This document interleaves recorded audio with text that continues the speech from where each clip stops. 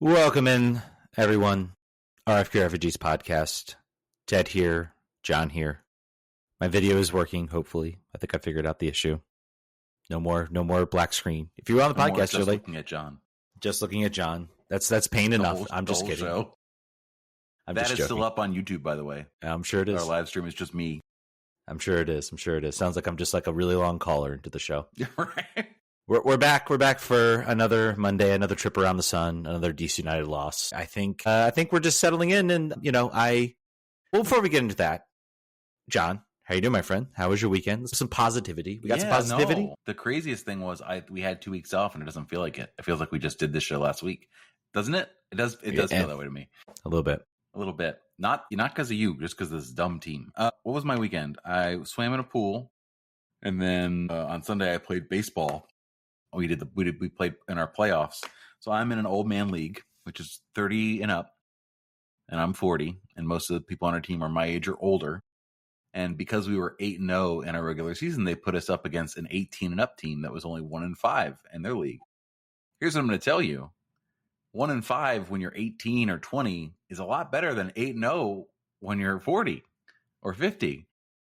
And I couldn't tell you why these two teams are playing in the playoffs of a one. Like, it would be like, all right, so the Seattle Sounders have made it to the final round of the playoffs, or the second to final round of the playoffs, and they're going to play the Charleston Battery for some reason. We don't really know why. We're just going to put these two things together at the end and see how it goes.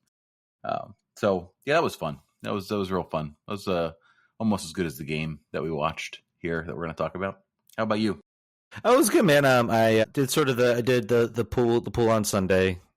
I did live soccer on Saturday, so I did watch the game. I watched the full game. I made an effort to pay attention, to focus on the game, but I did miss the live broadcast, so I won't get that excuse next Saturday. I'll have there's no Kickers game to go to. There's nowhere to hide.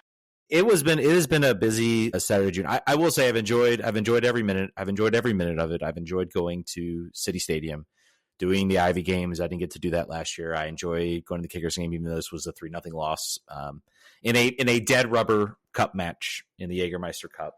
I got to see Corey Burke. I got to see Jacob Green. Sifon Jafal was out there. Jafal, the guy many people thought was hard done by being let go by DC United. I remember that one very closely. And he played a really, really nice ball to Corey Burke. They're all right. The Kickers were also down a man. So that wasn't fun, but going out the tailgate is always fun. I will say, man, it's been I feel like I've spent more time than anywhere at City Stadium, combined with all the Kickers. The Kickers have had a huge home run of games. The Ivy have also, they of course are a summer type, USLW league team. So, this weekend is going to be a break. Be back at it on the 12th. So I'm kind of looking forward to just a nice little break from going to City Stadium, paying $10 for beers and stuff like that. If you were to go right now to DC United's homepage, what do you think is front and center on that homepage? Is it the Halo Lounge? It is the Halo Lounge. It is the only thing on the website. It is the key thing. It doesn't move. It is the only thing you can look at. You have to click to find anything about games that have been played. So I don't know about you, I got, 3 emails about the Halo Lounge in the last week and a half, and I unsubscribed from all my DC United emails because of that. So I'm just here to tell you, listen, I get it. This is obviously a directive. You've got to push the Blue Halo Lounge. Can I imagine a thing? Who is signing up for this right now? What human being has signed a 3-year contract with the Blue Halo Lounge after watching? Because A, the soccer's bad, but if you're buying that, it's like a business expense, whatever, usually. But how is that? How is that something you could sell someone on? Hey, got these sweet tickets to go see a soccer game. Who's playing? Is it the Spirit? No, it's DC United. It's okay. I'm good. I don't really want to go. No, thank you. I don't want your business. Unless that includes the Spirit, which would be a more enjoyable experience than going to DC United right now. It is what it is. But we're gonna smile. We're gonna be happy. We're gonna talk our way through it, right, John? $1 a seat for the rest of the season. That's not even the whole season. That's just from here until the end. And you have to sign a 2-year agreement to get 50% off your second ticket. Allie, please Please, for the love of God, sign somebody. I don't care anymore. We need something else to talk about because we got to talk about this game. All right, John, we've set it off enough. We've pushed it to the side enough. Let's talk about it. You do get season pass though if you buy a $5,000 seat. There you go. So that's $100 thrown right in there. You get to watch other MLS teams that are better than DC United right now.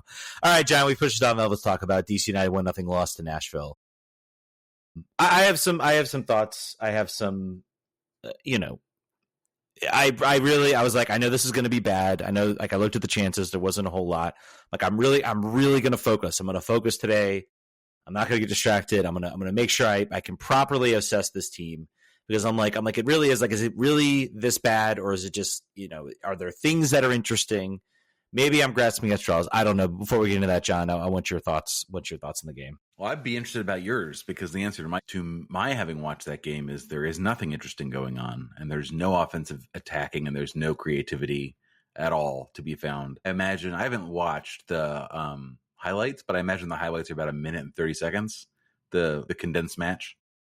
There just was not, obviously we had some subs in the second half that are interesting. We can talk about that, but there were 2 chances that were basically the carbon copy of the only way DC United has been found ways to score goals, which is cross the ball to Benteke. And that he almost scored once or twice from that. So that was good to see him back on the field. Now it is possible for this team to score goals again. So that's good. We should be happy about that. Injuries are diminishing over time. But, I think the problems in the team sort of remain. There's no chance creation happening at almost any point on the field. The defense is still slow when forced to sprint against, and Nashville doesn't have that player really. So we were lucky there. They were not getting burned the way that we had other ways. But I don't know. I think you're going to say, I'm hoping that you have some good, because what I got away from watching this team is that they had 2 weeks off. They were playing a team that had 2 days off, and they looked like they had equal amounts of rest. There was not the fire in the belly, and there was not the tactical discipline that you would assume that you would have from 2 weeks getting the game plan on one opponent. I didn't. I guess they only allowed 1 goal. So in that perspective, that's an improvement. And that's what Troy said after the game in the press conference. Like, well, that thing aside, we got to bottle this up and take it to our next game, because I think we could be pretty happy with the way we defended. And, I would tend to agree with him. I think the only thing I can draw from this game is, you just look at this roster, you look at the players out there. There are all these brief little flashes, these brief little moments. Kojima comes out there, does a nice turn, pulls himself into space, and then either that final ball or just everything else just isn't there because, Nashville throws 5 defenders against the wall. They didn't have to push this game. They got their goal off of PK. Fortunate, but that's them's the breaks. Hani Mukhtar was, for the first 15-20 minutes, was the only really super dangerous player. Might have been the only DP out there on the roster. I'm not real familiar with Nashville's breakdown on their roster, but he was the only recognizable DP. They might have had some others. I don't know if Sam Sturridge is a DP or not. He's got 4 goals in 4 games, the longest streak any Nashville player has had. Yeah, so I have to go look at the roster. But Hani Mukhtar was out there. Hani Mukhtar created that goal, and looked like a designated player, and that's just something that DC doesn't have right now. And that is a choice that Ali Mackay made. I think we'll find out whether it was the right or wrong choice by depending on who comes in the summer window. And this is the massive gamble he took at the beginning of the season, that he could get by with this roster. He's not getting by with this roster. This roster is sinking fast. But someone who crams at the final part of the exam, if he scores a big DP, he can make it all worthwhile. Other than that, Pirani also had a dribble past 2 players chance creation situation that was exciting. Yeah, I think that happened, right? I did see that. No, that was a decent, half decent moment. And there are all these little sort of just half decent moments from this team. And it's this game, I think, more than others. I mean, I think potentially, a draw would have maybe been fair. You look at the XG, they generated 1.22 expected goals for Nashville. That they only had 0.39 from open play, and DC had 0.37 from open play. It's just, 3 combined shots on target. Yeah, I mean, it was not a defensive powerhouse. You're dealing with Kojima, you're dealing with Baji, you're dealing with Stroud up there as the front three. None of them, and you just saw it when this team got the ball, they got on a counter. Maybe there's an opportunity, there's an odd man rush. Maybe they get the ball over to Schnegg. Maybe they're able to kind of like create something, and then it's like pass around the box. No one's there. No one has the creativity. No one has the space to make a run. No one's even trying to do something where maybe you just get a half chance. Like just somebody just run into the box, chip the ball over. Who knows? You might get lucky. I mean, it's better than what we saw, which was just them no one really trying to either take a shot or do something that would actually, impact the game. And that's not the fault of I think the players out there. I just think they're not those types of players to like truly break down a roster, break down a team. And I think to Nashville's credit, they know that. And that's why they're like, look, let's just don't get caught in a sprinting match. Don't get caught in non-man rushes and just keep DC in front of you. And you'll probably walk out there very successful. And that's the nature of where this team is right now. Without Benteke, without any other sort of high quality player. 16,000 fans were at that game, according to the internet. I will believe 16,000 tickets were sold. I don't know. Yeah, the gate's not there. The other thing, which is a diversion from the current topic, Ted Kudivietro is getting hot. Just letting you know that. He's got a goal. He's got a goal last game. He was man of the match the game previous. He's turning on the burners. Like to see him do that. Good for him. Back to this. Let's see. What else do we want to bring up here? I think there's some questions that we can talk through that kind of like go to the point here, I think. But are not really questions, they're more like comments. Everything's mostly comments. Well, second half, let's talk a little bit. Benteke subs in. Yep. Pegula subs in. Jackson Hopkins subs in. Pirani subs in. Peltola subs in. I don't know if to talk too much. I do want to talk. I think you look at that center. I look at Enau, and he did some things that I think were good. I don't think there was too much poor that he did out there. I think he is slowly kind of putting together. His strengths are becoming a little more profound. I think with all these players, I think without any type of big focal point that can just kind of elevate everything around them, I feel like everything looks crappy. I think Bartlett looks bad, Rolls looks bad, Tubbs looks bad because there's nothing else going forward. And that's why we got some questions and we got some comments about the defense. And I'm like, I don't care at this point. I want this team to be exciting. I want this team to score goals. I want this team to go out there. Right. Do we want to draw every game 0-0 for the rest of the season? Would that be enjoyable for you guys? Would be for me. I don't know about you guys. I don't know if we can like accurately judge. I don't know whether we can accurately judge if this defense is truly terrible. And yes, people will point and say, well, they gave up 7 goals. They gave up 6 goals in 2 games. I get it. You take away those 2 games, they gave up 26 goals. That would put them right with Columbus, I think, who's given up 26 goals. We're not generating enough offensively. That's the problem right now with this freaking team. We have not scored. We have scored. I think I need to go back. You know what? I feel I'm going to say this because, and honestly, I will correct it if it's wrong, but I think we've scored 3 goals now, 1 game, and that was the Open Cup game. I don't think we've scored more than 3 goals at all in the regular season. Like we have not had a game where we've scored more goals than that. That is correct. That the offense is the problem. We do not, and I don't talk to me. We need to go sign we can't afford a high-end attacking player. We need to go get a DP defender. No, we don't. Go find somebody in the range of $5 to $8 million, maybe $10 million transfer fee. I don't know. Maybe I'm wishing there. Maybe. We need somebody out there. You've proven to me you can find some decent players. I don't agree with an assessment made by Matt Doyle that they've missed badly on every signing. I think there's been some good, there's been some bad. I think there's mostly some unproven related nature to it. I think maybe writing some players off a little bit too early. But I think he has shown he can find some good talent internationally, within the league, whatever. There's just been no big poster type signing to really like hang your hat on at this point. Timo Werner would have been nice, but he's going to Red Bulls. Yeah, that we should have seen that coming. That makes more sense. Orsino, this is interesting. Like his stats here, he had the most tackles in the match, he had the most duels won in the match, but also had the least touches of any player in the match, and that's because Nashville really didn't try to move the ball through the midfield at all. So the fact that he was still succeeding in some ways is promising. 91% of his accuracy on passing. He looked decent. He's been good. Like, he I also think lost 7 duels. He won 8, lost 7. So what? I mean, but he's out there. He's out there trying to make plays. And even when like Peltola came in, he had one moment where he made a really nice read, really nice interception, tried to get the break on, just his touch kind of lost it for him. I think a lot of it, particularly in that midfield, they suffer from somebody that can sort of provide them an outlet, an effective outlet. They can pass the ball. They can make a couple touches, get into space, have some vision to make a pass, or whether it's to Benteke out wide somewhere. They just lack that type of bite right now, and it's killing them. It's absolutely killing them. Do you want to read the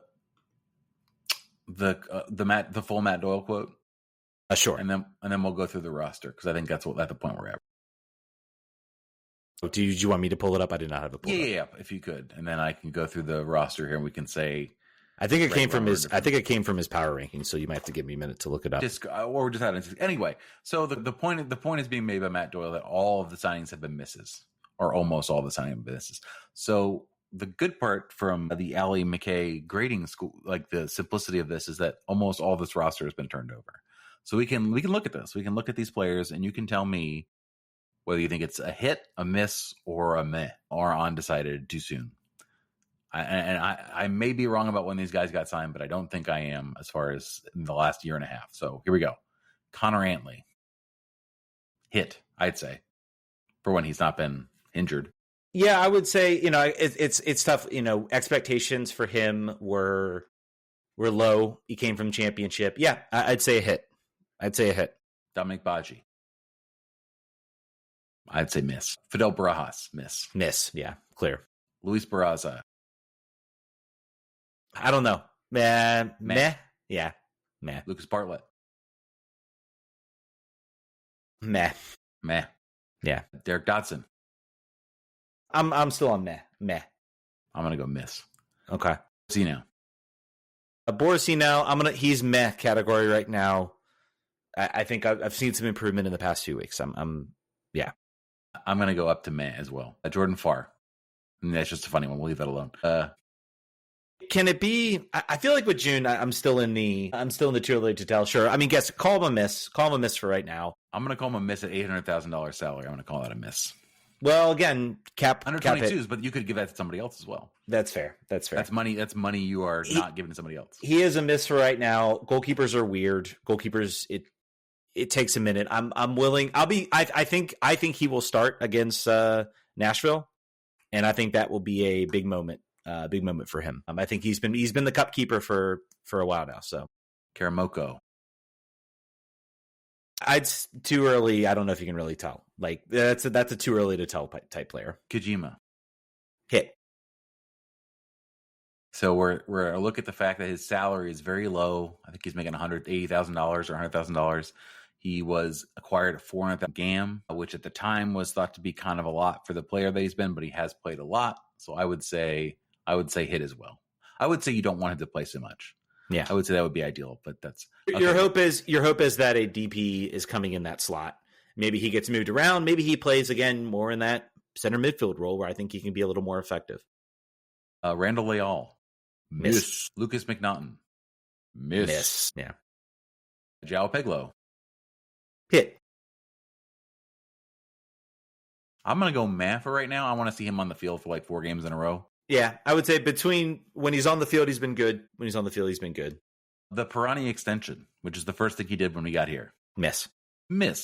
Kai Rolls. Meh. David Schenk was before he got here, right? Yeah. No, David Schenk, he was signed by David Schenk was signed by him. That's a hit. Yeah. 100%. Brendan Cervania. Stroud was there before? No, Stroud was brought in. He was brought in the first off season. He was a hit and then he was a miss. So where does that leave him now? Last year he was a hit. This year he has been very bad when he's been healthy. Yeah, I don't know, man. I don't know where you put him. I mean, it's kind of a meh type. We're gonna go meh. A Gavin Turner signing and playing 7 minutes all season.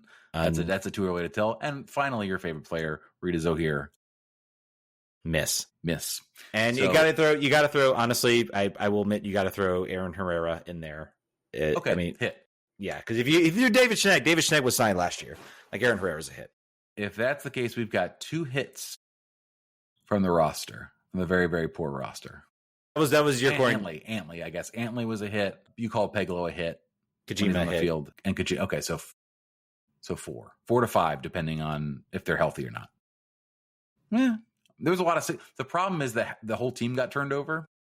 So like he's got the N is very high, but I would say that you'd like to see a higher hit ratio. I think that would be fair. The problem is a lot of these misses are at the depth end of this roster. Even still, you got to when you're shopping at you're doing your grocery shopping at the dollar store. Like you're not gonna get a lot of great things, but you're gonna hope that what you do buy is at least satisfying, and not the case in all these. The miss rate. You talk about the major miss, really just being Pirani. I mean, you look at the miss of Miguel, okay, 100K. That was a flyer you were taking. You knew the situation you were in. You didn't have the opportunity to go. You made the trade you made. I think the bigger, miss, by the way, but that's just me. Yeah, I don't know. Goalies are weird for me. I feel like there was some good things and some bad things. I think he got stuck when the team was trying to transition. I'll be very curious to see. I think he starts. I think he gets the cup treatment. I think he starts against Nashville, and we'll see kind of where it goes from there. Well, we also didn't bring out Matty Peltola, which I don't know if you classify as meh or. I would say he sits in the similar classification of June in that the expectations are in understanding that under 22 players, which he is still under 22 player. Yes. No, he's no longer. He's a TAM player. He was a young DP. Right. Now he's a TAM player. He cannot be, based on when he was signed, he cannot be a U22 player.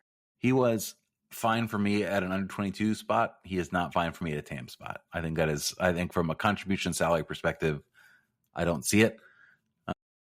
I will add his TAM level is like, I think 100 to 200K more than like the max salary. It's not, you talk about a TAM level. I mean, yes, he is taking up, he's taking up a max roster spot. So I'll classify him as a miss for now.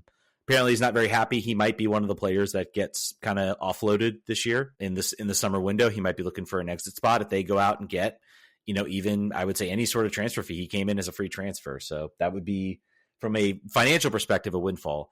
I think the real marks you can have against Ali Mackay have been 2 trades this year. You can talk about the selling of Ted Kudu-Pietro for $1 million in GAM. You'll never not convince me. That was because the ownership wanted to go after. I still think to this day, they had this offer for Ted Kudu-Pietro. They were like, nope, we're not going to entertain that. Like, I got a plan. He's a part of this team. I don't think the coach wanted him to go. And then I think what happened was the ownership stormed in the room and they were like, well, we got to go. We think there might be a chance we can get Paul Pogba. We got to go get Paul Pogba. Refute that claim all you want. Come on the show, Ali. Refute that claim. And I think ownership showed up. They said we're going to go out and get Paul Pogba. And they're like, crap, I need that $1 million in GAM from doing the 2-4 U22. But if we had to get Paul Pogba, we have to have that DP slot, and I can't do that. He sold Ted Kudu-Pietro for $1 million in GAM in money, which then I think was converted. Some of it was at least converted in GAM to cover up some of the windfall. So you'll never not convince me of that. That is, those 2 things were somehow related. And of course, we talk about the trade in December, trading away Matthias Klick for nothing, and having to hold his DP slot. Also sold Mattia Kambone for $1.5 million. Yeah, I don't fault that move. If Bournemouth is coming and Bournemouth's interested, I think you do that. You get a good sell on. I don't think he would be getting too many minutes in this roster. Oh, you don't think so? You don't think he'd play over Garrison Tubbs? I don't know. Maybe. I think that offer's on the table. I think you take it. Yeah, I think you can't really say no to an offer like that, especially if you're trying to show that you're willing to sell kids on. So. I think our rep is pretty much mud from every other perspective, other than the fact that if someone offers us any money for you, we'll take it. Since Luciano Acosta, that's been the modus operandi. Is like, if you come in with an offer, you're going to go. Sean coming Brassard in says, I think Herrera is talented, but I'm not sure he's worth it. We have a lot of salary cap to put into an okay defender with better offensive output, but we don't put him in those spots. Positions, I'd call that meh. I think you're 100% wrong on that front. Look at what he just did to basically get Guatemala past Canada in the Gold Cup. Mm-hmm. This is an exceptionally talented player. DC, look, Antley's been, we call Antley a hit because Antley, there was no expectations, and Antley is versatile. Antley is able to play different roles. Look at when this team is without Aaron Herrera versus when they have Aaron Herrera. I was happy for him when Guatemala qualified. I was also like, crap, because I really need him back. I disagree with you completely. I think Aaron Herrera is a really, really good player for this team. Really, I think there are, if you're looking for places that money has been misspent, I think you can find a lot better. I think you can find a lot more options on a roster. But I mean, I think the point is, signing's a bit of a mixed bag. I think some trades have not worked out this year. All of this we talked about, if he hits on a big DP signing, if he finds a Luciano Costa type player, if he finds an Evander type player, if he finds a player that comes in that is able to sort of orchestrate the offense, that is able to present this team as a threat, I think a lot of the players we talked about that are players like Peglo, even a player like Jared Stroud, suddenly the attention is not on them anymore. They don't have to be the ones to orchestrate or create. That opens up opportunities. This team is fighting with both hands tied behind their back right now. Signing a DP at least gives them one hand free where they can fight a little bit. I think if you want to dump on on Alley, I think you're okay to. He has been given a challenging hand. He knew that when he came in. The league knew that this team was likely to be that way. He has not done the Billy Bean and the A's where he puts together a playoff roster out of chewing gum and some old wire. That's not happening. That's not been the outcome here. That's the only way in which you succeed in this situation. Every other way you fail. If you perform average, you fail because what you're working with is substandard compared to other possibilities. But that's also why you get the opportunity to do this as an assistant GM with no other track record. Like that's how you enable yourself into this opportunity. Yeah. So if he wants to say that, okay. But that's not. I'm not mostly concerned with Alley. I'm mostly concerned with. Well, I am concerned with. I don't want to say that I'm not concerned with him. Yeah. A question from B Huzzle says, barring a miraculous late season recovery sparked by a talisman summer signing, should Alley and Troy both be fired after the season? Troy, maybe, just because there has to be a scapegoat. I don't know if that's fair to him. I could see a scenario where where they literally recognize, nope, you've been given a bad hand. No, there were no mutinies in the roster. No one truly, utterly, just completely gave up on this roster. Maybe the players in the locker room, nope, we still want him back. This season, we've got the extra DP slot. We're going to give you help, and this is the real signing. But if they fire both of them, do you trust Jason Levian to provide a good GM and coach option? No. After this, no, you do not. You shouldn't. You can let Troy go if you feel like there needs to be some accountability. If there's something else maybe we're not seeing, okay.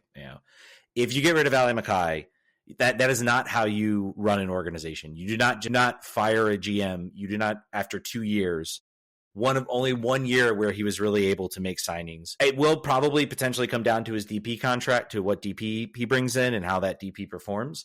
I think there is a scenario where if this team doesn't perform or doesn't make the playoffs in year 3, yeah, maybe his contract's not renewed. That'll be the last year of his contract. Yeah, firing your GM in the middle of a rebuild may be like, I don't know, like putting an 800% tariff on your highest trading partner. Maybe that's like similar thought process. It's just like you got to stick with a plan to see it through, or if you're going to stop midway, you better have a great new plan, but you can't just on the fly decide that you're going to pull the rip forward. Yeah. And to the point too, I mean, it's a new GM. Maybe you have to be comfortable with some gambles, some mistakes. It's a guy who's trying to at least build something. And again, I've talked about this. You need to see this through. I do want to have one more question. We got a question for B Huzzle says, and yeah, then we had another percentage question. What percentage of blame of the abysmal team should be assigned to each? Troy, Alley, this is a repeat question, by the way. So this is where we're at. Everyone has this sort of question. I was going to say roster 50%, Alley 30%, Troy 20%. I'm going 75% ownership just for the one decision. Oh, I'm sorry. Ownership is in that. So it's ownership, players, Troy and Alley? No, it's ownership, Troy and Alley. Oh, then reverse that. Ownership 60%, 20% Alley, and then 30% Alley and 10% Troy. I think that's only, you get 60%, Rick, so you're good. Yeah, I mean, I go 75% ownership. I go 24% Allie and 1% Troy, because I do not understand. Like, you gave the roster that was given to Allie or given to Troy. I legitimately, I don't assign much blame to the coach. Like, I'm like, what else is he supposed to do? He found a way to like stop goals from going in when they have their full roster in. Like, he found a way to keep this team like competitive and at least in games. It's not his fault he doesn't have two DPs. So the decisions on the trades, the trade of Ted Pietro, the trade of Matthias Klick is on Allie. And then ownership gets the rest for this stupid idea that they could go out and sign Paul Pogba and literally screw your team over and maybe mess up Allie's plan. I do really want to know if this really threw a wrench in a plan that Allie was trying to do. Yeah, I really do. What other coach could have done that? Could have done what Troy did and teach his team to defend with one DP on the roster? His name is Ben Olsen. We've got Brett. We've got a listener. Brett wants to tell us where he's at right now as a fan. Hey guys, this is Brett. Thank you guys for the opportunity to call into the show. I want to express my appreciation for all that you guys do. You are insatiable masochists, and I think you guys need professional help, but until you get it, I'll keep listening. Anyway, wanted to weigh in on thoughts on the team. I've been a diehard fan for about 7 years, followed the team very, very closely, listened to all the pods, watched the games. But I think at this point, I'll just say I'm pretty tired. I feel like after the same things over and over again, year after year, we're running out of things to point a finger at. In terms of head coaching, we've had 5 different head coaches, including acting over the past 4 years. DC United kind of feels like the friend that I'm sure everybody had in high school or college who would completely take on the personality of the person they were dating, disappear for a few months, break up, come back, and then do the whole thing over again. Just absolutely no intrinsic personality and values. In terms of the roster, we've seen almost complete roster turnover the last couple of years. We're not better. I think you can make the case that we've regressed. Part of that is having a new GM. I don't think Allie's worked out super well. He's had a few signings that have hit, but he's missed on the TAM signings. We kept Pirani and sold Ted. I think that's all you need to know there. So I think between Troy and Allie, they're not going to save this club either individually or collectively, especially when it seems like, we have to save it from our own ownership at times. I don't think that's going to happen. But by the same token, I also don't know that firing them is the answer, because we'll just be mashing the reset button all over again, and that's gotten us absolutely nowhere the last few years. So, what we have is a GM with mediocre results, a roster that he and Troy built in their image, a coach in Troy who hasn't been able to get more out of the roster than the sum of its parts, and an ownership that may be doing more harm than good. So what do you even do with that? At this point, it seems so convoluted that I'm not even sure I care.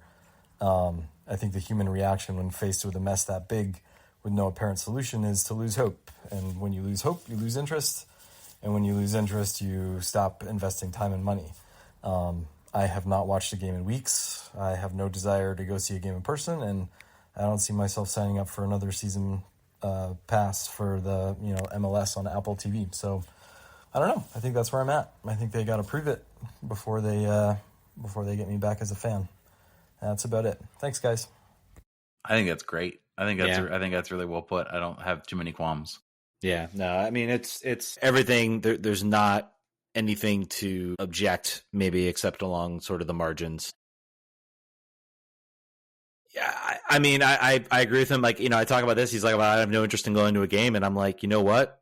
Like, I will watch on TV because I've been a fan. I do this podcast, and as long as you guys keep bringing questions, as long as you all keep posting stuff, as long as you guys keep interacting, I'll probably keep doing the show, because you guys, we literally put this out here because we put these questions stuff out here. We put all that stuff out here because I just want to know that people still care. If we ever put a question out and we don't get any answers or any audio clips, that might be a sign. At this point, I live closer than you, Ted, and you could not get me to go to a game recreationally right now. No, just not.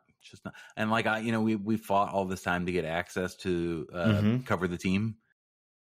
I just, there's not really utility in it for me right now. I don't think our coverage would be any better for this team, and no more listeners would listen than they do right now.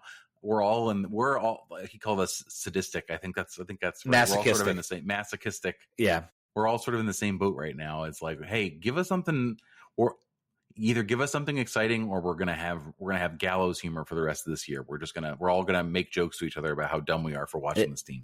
Tick tick, Allie. Tick tick. 25 days. 25 days till the window's open. Other teams are out here making moves. I'm seeing rumors come across. I know Twitter's a trash fire. I searched like DC United on Twitter just to get any sort of semblance of move. The only thing I've seen so far is that we might be selling Pirani. And I think it's also dependent upon, I don't think Vasco da Gama wants to buy Pirani for any sort of rate. I think they're like waiting to see what DC does with their option. If they don't renew it, they'll probably enter some contract negotiations. It was a translation error. Actually, we're going to have to pay them to take him. I think it was the Portuguese being translated back in English. I mean, that's the only thing. I mean, it feels like a lot of the interesting things, maybe we were slightly interested to see what Christian Fletcher could do. Christian Fletcher's now out for the season. It feels like this year is just the wheels have just like, there's no real, anytime you get some semblance, now it's, Benteke's back. So maybe there will be a goal. Maybe there will be some happiness. Maybe there'll be something to talk about that's exciting about this team. By the way, I just said I couldn't be asked right now to go to a DC United game. I'm flying to Nashville to go see a DC United game. Where you're going? So you're going to like the one game that might actually matter. Yeah. I don't know, man. A cup run might do it, and we talk about this. That game on Wednesday is the most important game of the season right now for this team. I think there was a deliberate effort to not rush Benteke back. I think they're like, we don't care if we lose the next 3 games. Like, we get Benteke back, give him 1 game to get kind of back into the swing of things, and then we're gonna push. I'll be very curious to see what the lineup looks like against Atlanta.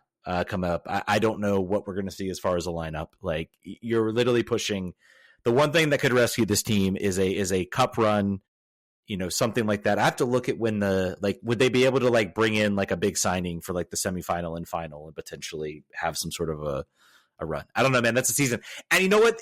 The way they played that game against Nashville, they could win. Like they were alive in that game. A PK. I mean, they really put themselves in good positions. Nashville played a strong lineup. Yeah, I don't know. They could go out. They could win that game. They could shock us. It could have been scoreless and gone to penalties, and they could have won that game subbing in Jordan Farr in the second half. Exactly. Extra time.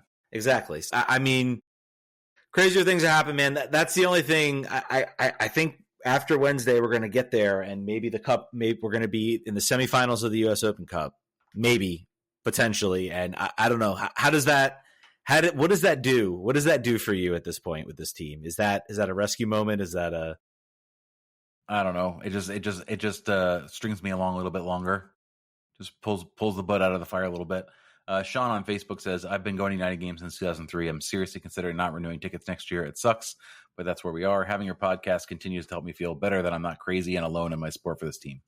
Yeah, I've heard that a lot too. We've heard a lot of people talking about canceling their season tickets, and it's not like where you hear it on the internet speciously, like, oh, I'm not going to do this anymore.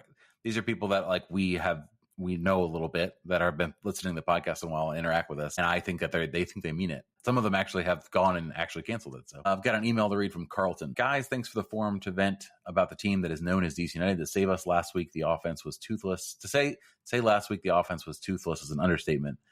They were not only toothless, they were denturist. They were implantless. They were biteless. The amount of frustration that is mounting with me is at an all-time high. What is it going to take for us to be taken seriously as a fan base? I recently returned from California. I met with some old friends who essentially chuckled in my face regarding our team. Ownership has the nerve to roll out a brand new premium high-dollar experience lounge and expect us to foot the bill for this? Well, where the hell is the money going for the last decade or so that this ownership has been here? I'm not saying that we should win a championship every year, but we sure as hell should make the playoffs consistently, being that we were the flagship franchise to start this league out. Who do we need to write to have some different ownership group stepping? Because these guys are absolutely daft. They have zero clue how to treat this fan base, and it's starting to really grate on me negatively. If you want me to spend thousands upon dollars to dedicate hours and hours to this team, but you can't seem to get players that are on the level, I would settle for a middle of the table team at this point. Never mind going to the playoffs. Thank God for TFC Montreal and Atlanta United at the moment. Who can we get to step in? I nominated a couple of people: Michelle Kang, Jeff Bezos, essentially anybody that will fill the team that will give us better than what we have right now. I won't say that the players aren't trying, but I know that we have very few pieces out there that are to the level. Sorry, that's my rant. Appreciate your time, Carlton. I will say this: we have made the monkey's paw analogy many times. Ted and I have over the years. There is certainly an option out there that exists where this team has new ownership with nearly unlimited funds, but I don't think you're going to like it. I don't think you'd be very happy. There are like, thinking about who bought Newcastle, who is doing advertisements on the ribbon board at the World Cup, at the Club World Cup. There are some connections that could be made where who could buy out Jason Levian out of sort of his full ownership of both the club, the stadiums, the real estate components of there's one group I can imagine doing it, and I would not want them to do it. And I think a lot of the fans will be upset about it. Overall, yeah, I hear you. I think that this club we're so far from like the 5 stars and the tradition and the like that is irrelevant completely at this point. That door is closed. That is now, I give them permission. We got mad before when they got rid of tradition and they weren't going to talk about it anymore. And I remember I sat in a focus group and they're like, we're not going to talk about that anymore. We're moving on. And at the time I was like, why would you do that? That's all you have. You haven't been good. This is the only thing you have. And now if they were to do it now, I would be like, all right, you guys absolutely are not allowed to do that. You can't say that name. You're not allowed to say those words. You weren't there. So there's that. You haven't earned it. Like, you literally haven't earned it at this point. Rufus Firefly the third says, since it's unlikely Metallica will be back in 2026, that the biggest issue is no striker period.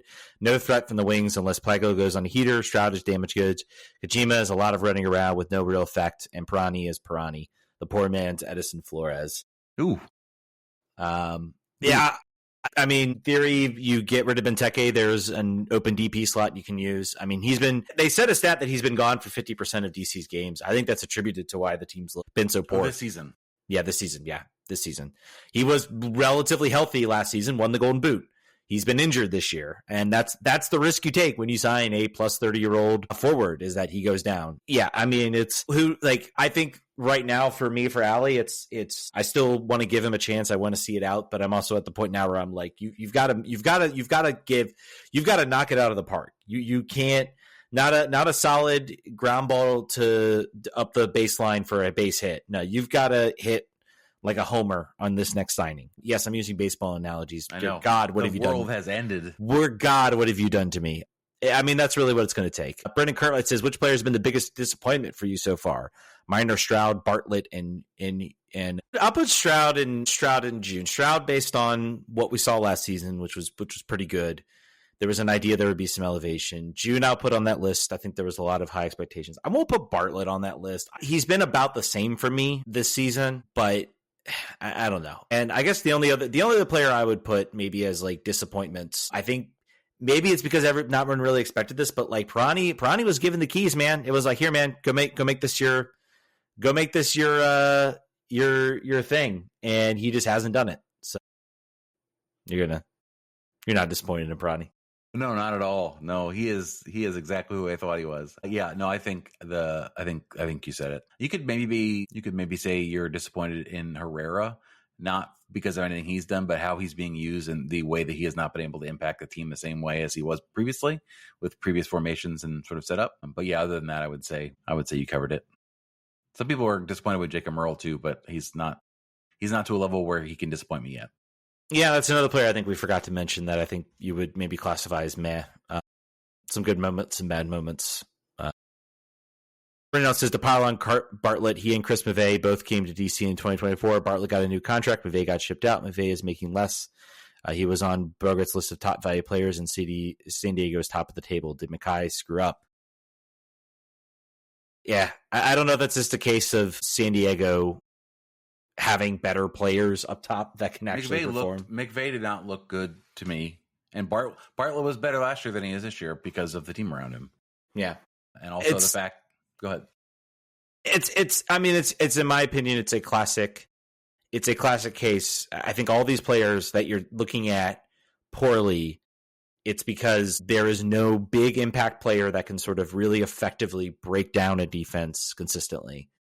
There's no DP. There's no massive DP in the midfield that is able to do the chance creation that we need to at least become a threat that other teams have to account for. Until that's there, you got what you got. I'm now depressed thinking about this team post Benteke, just because, particularly if this next DP signing in the summer, assuming there is one, which we think there will be, isn't immediately a home run, I'm not going to trust him again to make another huge gamble on the DP, but that time for the goal scorer, the talisman, the number 9. Oh man, I'm looking forward to 2026 a little less. You're gonna have to. So I'll say that. So not only do you need the signing for this team to be watchable, you also need that signing to be a hit for people to have faith in the continued progress going forward. Because I cannot imagine Benteke being picked up for another year after all the injuries this year. Maybe you do it. Maybe you figure out. Maybe that's a move. I don't know. I think you see how he works with the DP, and then he's going to have the if he goes on a tear, if he shoots back up the scoring charts with whatever new DP, maybe you say, let's ride this one more time. We got the option year. We just have to then go find someone else as a DP, and then and maybe we can go from there. I think that's what it's going to take, man. This could not be a more crucial window for Ali Mackay. I think this will determine he either rescues this whole thing.